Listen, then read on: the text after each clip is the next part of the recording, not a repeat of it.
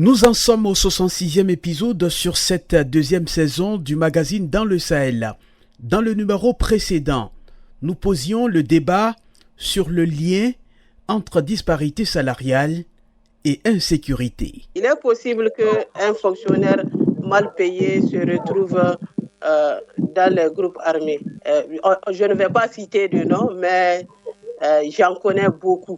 J'en connais beaucoup qui soit ont rejoint les groupes armés, soit pour le salaire là, mais aussi pour d'autres raisons. Mais il faut savoir que vraiment dans la situation du Nord et la situation même du Mali où les gens avaient la vie avait connu un certain niveau avec l'aménagement, avec la présence d'ONG, le niveau était un peu élevé. Et des personnes, que ce soit les fonctionnaires qui arrivaient à trouver des revenus avec des activités à côté, tout cela s'est effondré. Là où se vit la crise, là, c'est le Grand Nord. Et vous savez, effectivement, tous les fonctionnaires qui étaient affectés dans cette partie-là étaient soit sanctionnés ou bien se sentaient sanctionnés. Et c'est pas par choix ou, en tout cas, si tu as un bras long, tu ne devais pas aller là-bas. Vous comprenez pourquoi dans cette zone-là, il y a l'insécurité? Parce que il y avait une défaillance, bien sûr, institutionnelle, une défaillance de la fonction publique, une défaillance sécuritaire là-bas. Et évidemment, quand tu es mal payé, tu es un petit peu, même pas de façon directe, comme madame le dit, mais de façon indirecte, par la corruption, par le laisser-passer, par l'accompagnement, par l'assistance, les fonctionnaires arrivent bien sûr à accompagner bien sûr ces groupes armés là par leurs agissements. Nous avançons cette semaine avec un regard critique sur les réseaux de renseignement des groupes extrémistes violents. Pour m'avoir dans leur groupe, ils m'ont flatté de venir prendre les armes pour défendre notre communauté. C'est quand je suis arrivé là-bas que je me suis rendu compte que ce n'était pas du tout vrai. Il y a des localités où ils ont forcé les communautés à quitter leur village d'origine. Leur mode de recrutement consiste à dire aux jeunes de venir prendre les armes pour défendre leur communauté. Et une fois là-bas, on constate que personne n'est épargné. Vous savez que dans le village là-haut, si quelqu'un vient, il vous sympathise, il dit qu'il est de la même religion que vous, il vient à la mosquée, il fait tout, vous avez des petits problèmes, il règle, ça a commencé comme ça, c'est pas aujourd'hui. Ils se sont infiltrés au sein de la population. Et ils ont des indicateurs, des informateurs partout. C'est arrivé à un certain moment où personne ne fait confiance en personne. Même au grain, vous essayez, mais à vrai dire, même au sein des associations, il n'y a pas assez de confiance entre les gens. Parce que tout le monde se dit, avec ce degré d'infiltration des groupes armés non étatiques et les moyens qu'ils ont à leur disposition, il vaut mieux quand même s'abstenir de tout dire. Parfois même à partir des dirigeants, à partir de ceux qui les combattent, que ce soit les FDS ou bien ceux qui occupent des portions de pouvoir extrêmement importantes. La guerre qui oppose les États aux groupes extrémistes violents n'est pas conventionnelle. Elle est asymétrique et pour asséner un coup dur à l'adversaire, il faut être bien renseigné. Restez donc avec nous pour en savoir plus. Ce magazine vous parvient avec le soutien de la fondation Open Society. Plusieurs chercheurs sur les questions de défense et de sécurité l'ont démontré. L'efficacité et la proactivité des groupes armés qui s'en prennent aux États et à leur population reposent en grande partie sur le renseignement. Il peut se collecter à travers plusieurs canaux. Le renseignement humain reste et demeure incontournable. Prenons d'abord le cas du Burkina Faso. Ce pays qui est attaqué depuis 2015 abrite des groupes armés qui usent de stratégies pour installer et tisser leur réseau de renseignement. Le rôle principal de ces réseaux de renseignement consiste à informer des faits et gestes des forces de défense et de sécurité principalement. Les spécialistes burkinabés des questions sécuritaires estiment même qu'au-delà de la guerre armée, une guerre de renseignement se mène également dans l'ombre. Plus d'explications avec Martin Kaba, l'un de nos reporters au Sahel central. Cet adolescent de 15 ans est un ex-combattant des groupes armés terroristes. Recruté dans son village non loin de la ville de Gawa, dans la région du sud-ouest, il servait de contact dans sa zone de résidence. Sous couvert de l'anonymat, il explique avoir par la suite été formalisé comme combattant, même si sa tâche principale demeurait le renseignement. Pour m'avoir dans leur groupe, ils m'ont flatté de venir prendre les armes pour défendre notre communauté. C'est quand je suis arrivé là-bas que je me suis rendu compte que ce n'était pas du tout vrai. Il y a des localités où ils ont forcé les communautés à quitter leur village d'origine. Leur mode de recrutement consiste à dire aux jeunes de venir prendre les armes pour défendre leur communauté. Et une fois là-bas, on constate que personne n'est épargné. Selon les spécialistes, c'est ainsi que les groupes armés mettent en place et tissent leur réseau de renseignement. Cela consiste d'abord à identifier des informateurs dans les différentes localités. Mais leur renseignement ne se limite pas à des individus, il peut s'étendre à des villages entiers, indique cette leader d'association. Et là, l'approche consiste à établir un climat de confiance avec les populations. Il dit que ce sont des bonnes personnes, on vous enseigne, si on vient vous trouver en train de prier, on vous enseigne. Comme ça quoi, on vous caresse, on vous donne de l'argent. Vous savez que dans le village là-haut, si quelqu'un vient, il vous sympathise, il dit qu'il est de la même religion que vous, il vient à la mosquée, il fait tout, vous avez des petits problèmes, il règle, ça commence comme ça, c'est pas aujourd'hui. Une fois cette confiance établie, les populations deviennent alors de gré ou de force des complices. Elles informent les groupes armés des différentes manœuvres des forces de défense et de sécurité. Selon le spécialiste des questions sécuritaires Yembwani Lompo, au-delà de la guerre par les armes, une guerre de renseignement se mène aussi au Burkina Faso. Il faut savoir que les affrontements physiques entre l'armée burkinabé et ces groupes terroristes-là n'est qu'une facette de la guerre. Parce que dans l'ombre, il se mène une guerre de renseignement entre nos services de renseignement ici, notamment l'ANR et ses autres composantes, contre le renseignement des terroristes. Puisque les gens ne savent pas que le renseignement, l'espionnage et le contre-espionnage là n'est pas seulement réservé aux États. Mais reconnaître les mérites de leur capacité opérationnelle ne suffit pas de les mystifier, ça ne suffit pas de faire leur propagande.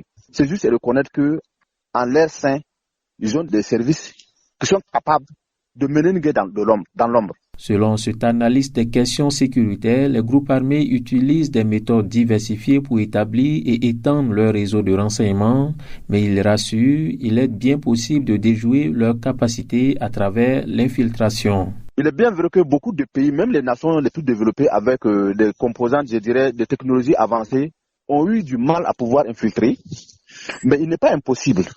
Du moment où d'abord on a pu quand même repérer, c'est-à-dire les lignes directrices dans lesquelles ils peuvent pouvoir infiltrer, on peut essayer de contrecarrer cela. Je pense que chaque pays est doté d'un service de renseignement capable de pouvoir infiltrer l'ennemi.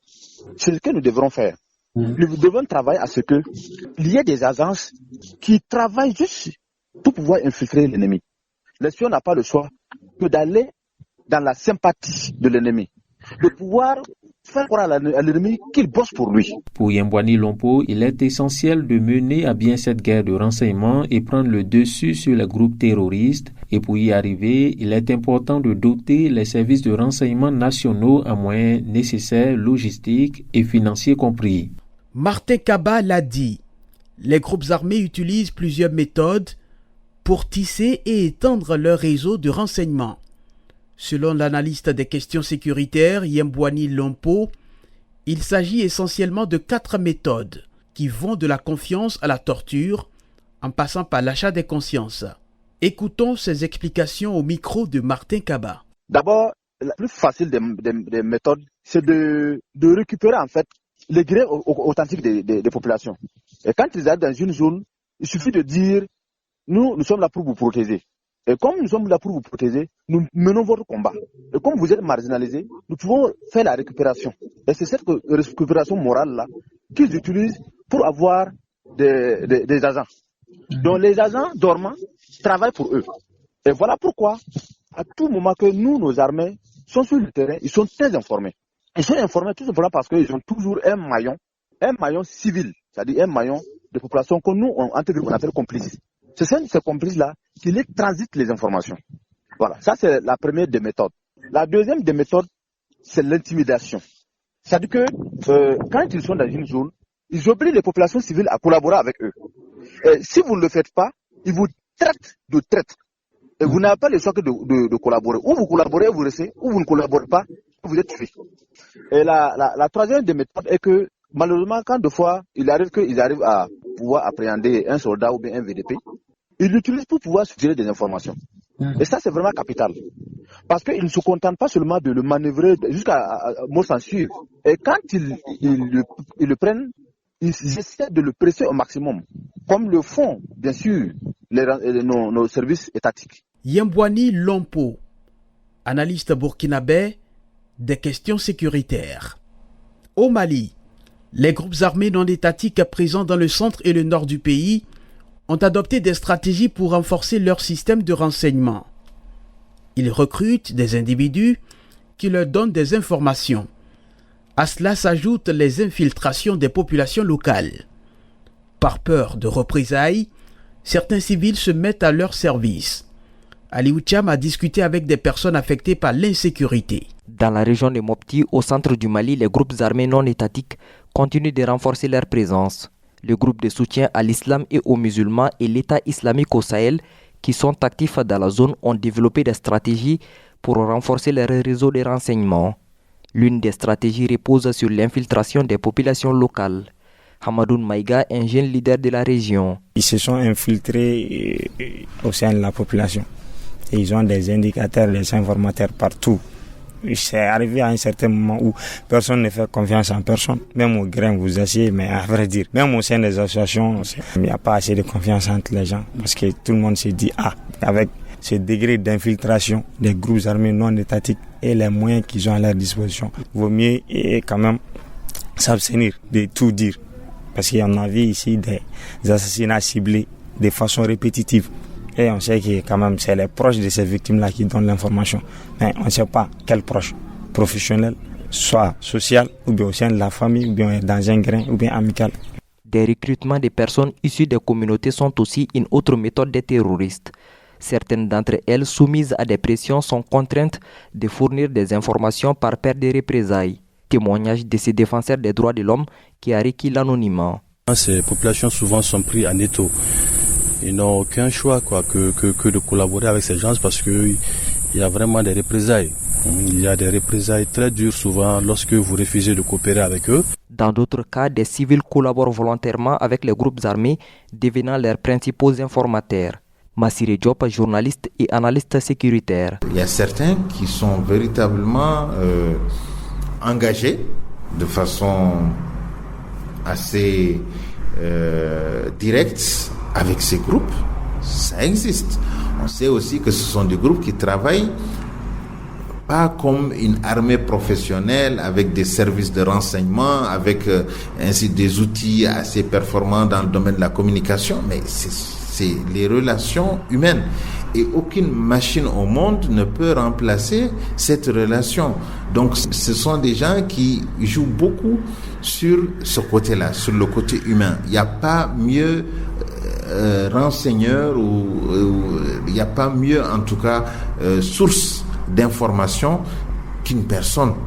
Selon Massiré Diop, l'armée engagée dans la lutte contre le terrorisme doit anticiper en termes de renseignements. Et nous, c'est ce combat que nous devons, je crois, mener, c'est-à-dire les attaquer sur les mêmes terrains.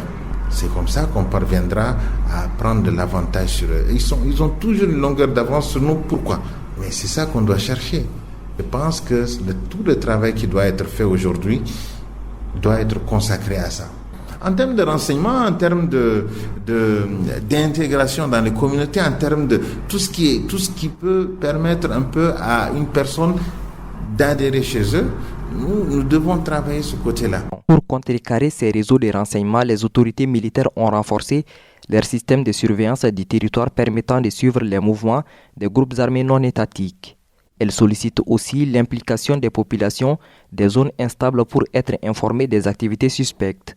Mais la peur de représailles émanant des hommes armés non étatiques persiste. De Bamako, Aliou Cham pour la West Africa Democracy Radio. Du côté du Niger, Les attentions sont plus focalisées sur les jeunes. Ils seraient au cœur des réseaux de renseignement des groupes armés non étatiques. Des campagnes de sensibilisation les visent même pour leur faire prendre conscience. Murtala Zouberou nous éclaire davantage. Les renseignements constituent l'un des éléments clés de la réussite de l'action de groupes armés non étatiques. Pour en disposer, ils ont recours à plusieurs moyens. Selon l'analyste nigérien des questions sécuritaires Amadamou, les groupes armés non étatiques reçoivent leurs informations de plusieurs sources. Les groupes armés étatiques se renseignent, ont également des informations à partir des populations et parfois même à partir des dirigeants, à partir de ceux qui les combattent, que ce soit les FDS ou bien ceux qui occupent des portions de pouvoir extrêmement importantes. On a pas mal entendu dire que par exemple tel chef est soupçonné d'être en connivence avec les terroristes et malheureusement même à un haut niveau on parle souvent de telle haute personnalité qui est en connivence ou de tel chef militaire. Pour Amin Chebou, acteur de la société civile nigérienne et membre de l'association alternative Espace Citoyen, les jeunes sont les plus souvent sollicités dans la collecte de renseignements, surtout ceux relatifs aux forces de défense et de sécurité. Les djihadistes qui sont à la base de l'insécurité, d'abord approchent les civils, parce que là, ils trouvent la faille dans la jeunesse en leur proposant des sommes extravagantes pour les couvrir. C'est ce volet-là qui est vraiment leur cible. Bon, les adultes, je ne dis pas qu'ils ne font pas partie, mais c'est cette partie-là qui est visée.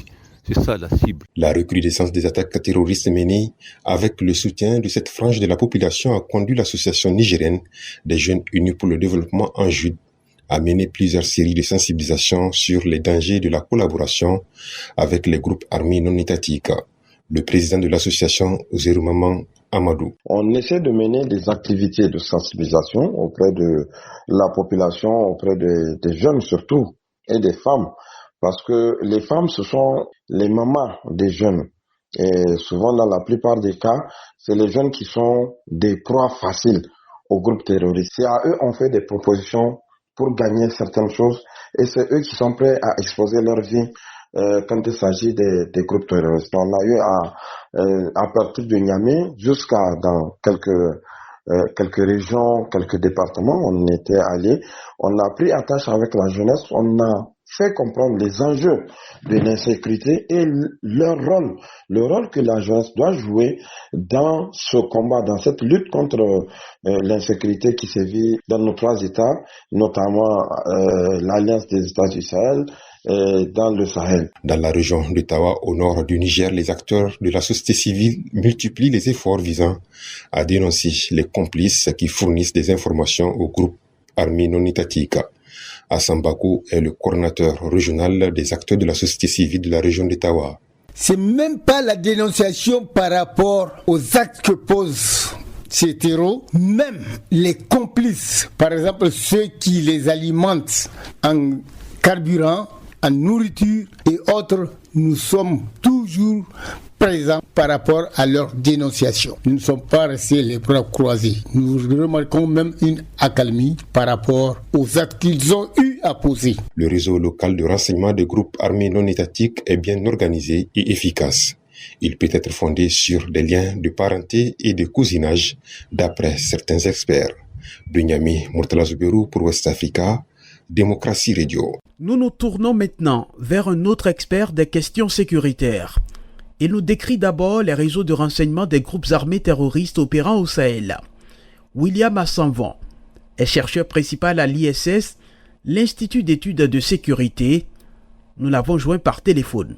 Je pense spécifiquement à tous les dispositifs qu'ils ont mis en place pour pouvoir effectivement recueillir l'information, pour pouvoir soutenir leurs opérations, soutenir leur stratégie d'action et leur stratégie d'implantation, ou alors les stratégies mises en œuvre pour maintenir une forme de contrôle ou d'influence dans les zones où ils sont actifs. Le renseignement peut être recueilli à travers plusieurs moyens. Peu importe le groupe armé, le renseignement humain occupe une place de choix. Est-ce que c'est ce que révèlent aussi vos recherches? Oui, effectivement, le renseignement humain était celui-là sur lequel les groupes armés non étatiques, les groupes extrémistes violents s'appuyaient et continuent encore à s'appuyer largement sur ce dispositif fait par des connexions, des liens communautaires ou même des liens qui peuvent s'appuyer sur des logiques beaucoup plus financières et pécuniaires. Mais maintenant aussi, on a observé, en tout cas dans le Sahel, un type de renseignement, un moyen de collecte d'informations que les groupes ont développé, c'est à travers le recours à des drones.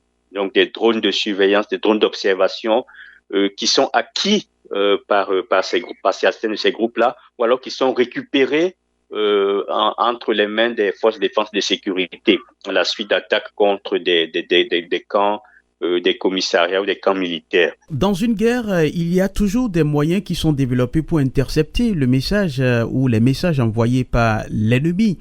Comment est-ce que ces groupes parviennent à déjouer le dispositif, sinon les dispositifs mis en place par les États dans ce sens? Alors c'est à travers leur implantation locale qui s'est faite au fil des années et donc qui leur permet de pouvoir asseoir cette influence, ce contrôle, avoir cette capacité d'opération et de déjouer aussi les dispositifs mis en œuvre par les États. Rappelons déjà qu'on est face à une menace qui est asymétrique, qui n'est pas toujours visible.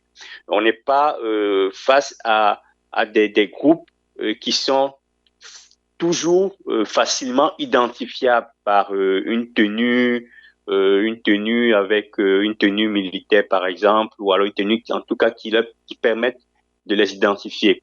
Leurs membres peuvent se mouvoir au sein des communautés.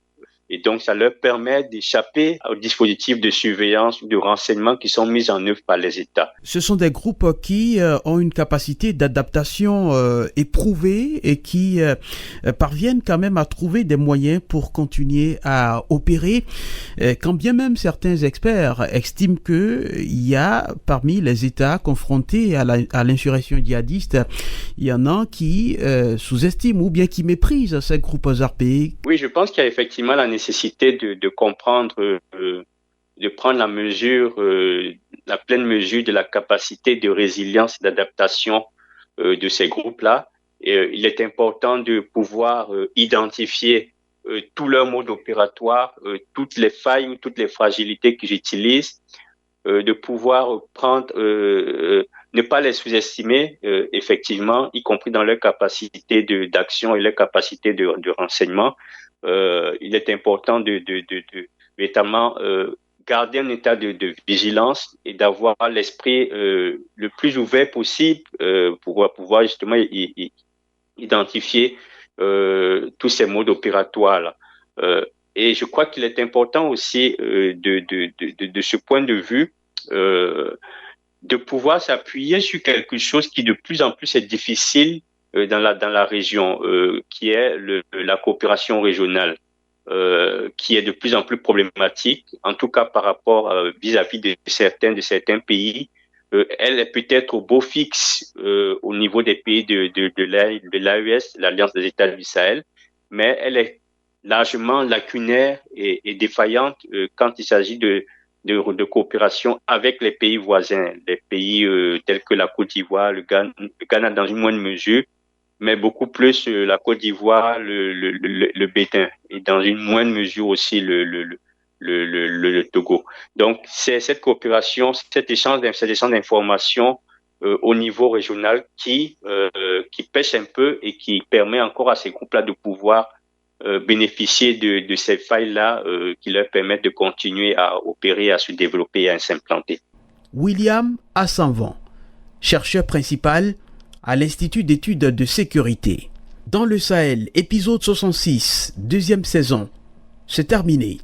Cette semaine, le thème s'intitule « Les réseaux de renseignement des groupes armés non étatiques ».